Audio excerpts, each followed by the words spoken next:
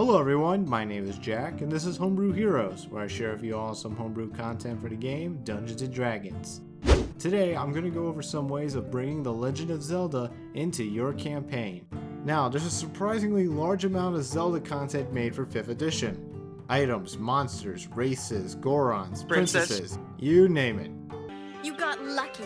Now get this belt off! Since there's so much Zelda homebrew content, I'll be posting the links of all the homebrew that I found down in the description below, alongside the guides that I'll be going over today. With that said, it's dangerous to go alone. Take all of these.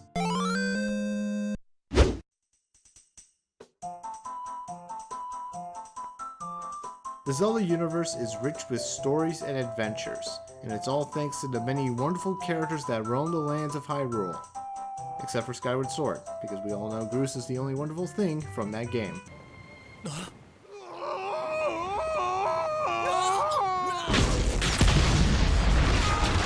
And now you can create some of your very own characters, or Grooses, for your campaign.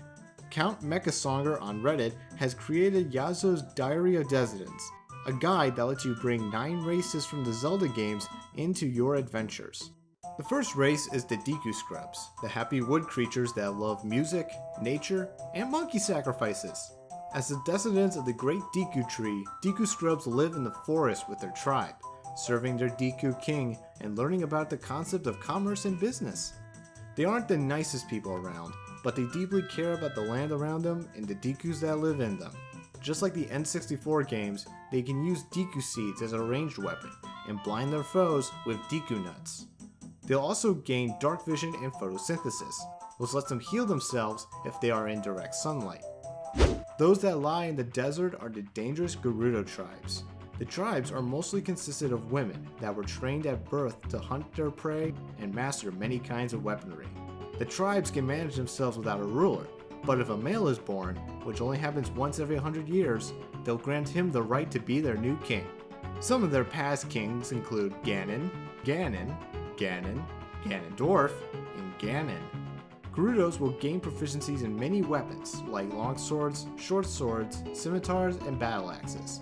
Their life in the desert has helped them handle hot climates and train their senses to detect many dangers. The next race are the lovable, rock-eating Gorons.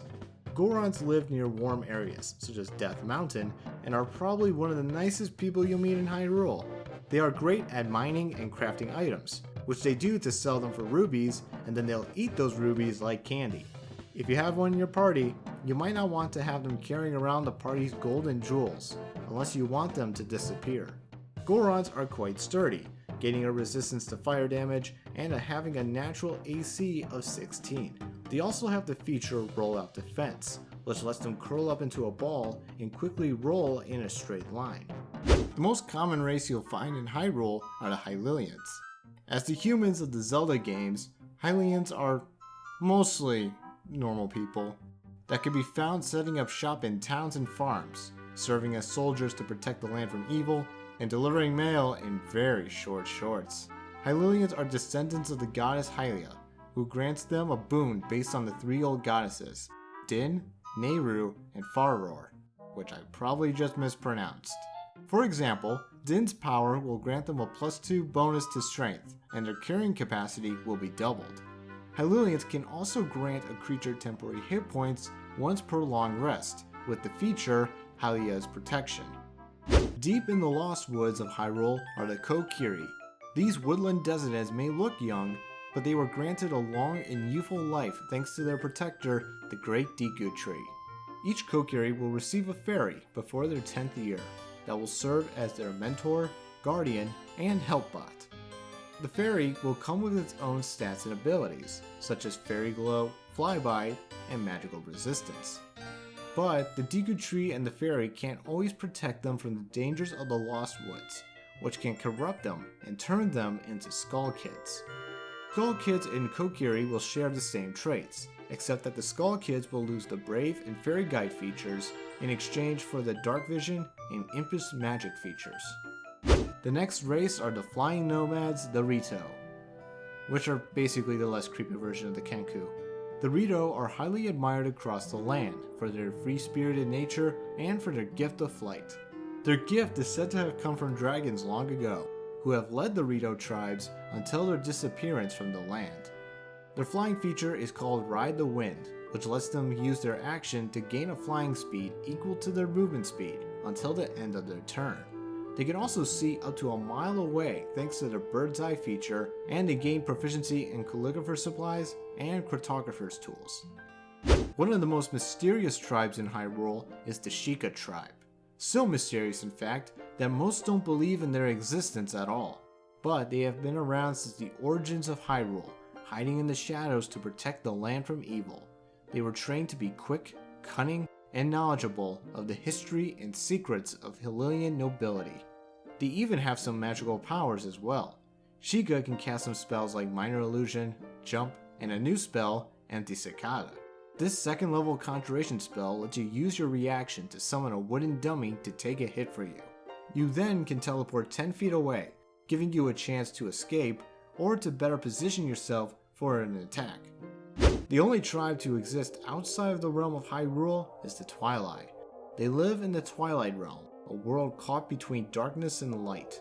The gods imprisoned them there eons ago when they attempted to rule over Hyrule. Today, these descendants of sorcerers remain in the Twilight realm, either wanting to conquer the realms of light or living without their need for power. They'll gain a unique feature called Living Shadow, which lets them live within a shadow of a nearby creature, following its every move and communicating to it telepathically. Twilights will also receive the features Superior Dark Vision, Ancestral Knowledge, and Sunlight Sensitivity. The final race are everyone's favorite talking fish, the Zora. Zoras live in oceans and lakes, swimming from shore to shore at incredible speeds. They are one of the longest living tribes in Hyrule, and they often stay secluded in their hidden grottos. They have their own monarchy, worshipping a divine fish called the Jabu Jabu to protect them from harm. Zoras gain numerous abilities while they are underwater, like being able to become invisible as an action or performing a dolphin jump as a bonus action to move an extra 30 feet. They'll also gain some proficiencies with items like javelins, nets, and spears. Also, they're great at playing the guitar. While the land of Hyrule has many friendly faces to meet and talk to, we can't forget about some of the unfriendly faces that thrive there as well. And thanks to Goron Ate My Baby 7 on Reddit, we now not only know what they look like, but we also know their strengths, weaknesses, ACs, challenge rating, and no, not the merchant baby! Zelda Monster Manual is 66 pages filled with creatures, monsters, and nightmares that you can use in your campaign to fight against. It's got the stats for Hyrule's very worst, like Darknuts, Octorots, Poes, Re-Dead, Shadow Beasts, Stalfos, and Cuccos. It's also got some statistics for creatures and people that could become potential NPCs, like Zoras, Dekus, Gorons, and Sheikahs. There are also 2 more monster manuals to use as well. Zelda Monster Manual Legends gives you details on how to bring some of the more dangerous and powerful Denizens into Dungeons & Dragons. And watch me mispronounce all these names. Volgira, King Dodongo, Furus, Twinrova, the Imprisoned, and even Majora itself can be used against your best adventuring party. It's also got stats on the King of Evil himself, Ganondorf, and his many incarnations. But there's also info on some of the legendary heroes that can help you out as well. Dormani, Impa, Sheik, Midna, Link, and Zelda are all here too. Some of them come with pages of information on their different versions, so you'll have a variety of versions to use in your games. The last monster manual is about the latest Zelda game, the Breath of the Wild. Zelda Monster Manual Breath of the Wild is a supplement on all of the creatures, bosses, and NPCs that you meet in that game. It even includes variants of certain creatures and the differences between each other. It's got some spoilers on certain enemies though, so please tread lightly while you explore this guide.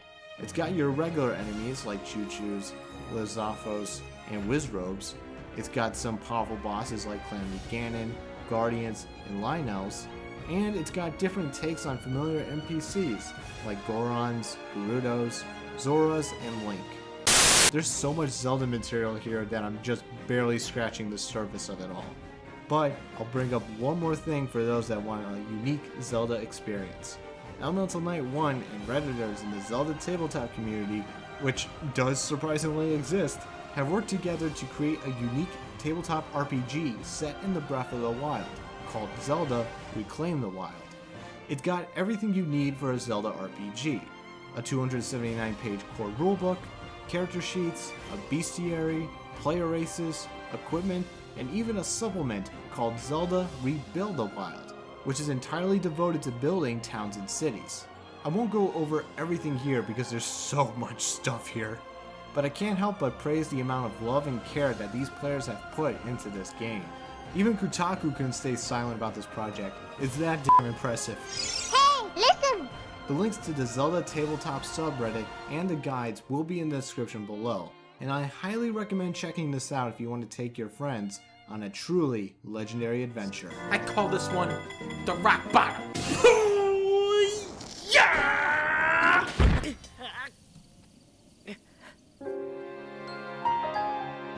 And with that, those were some ways of bringing the Zelda games into Dungeons & Dragons.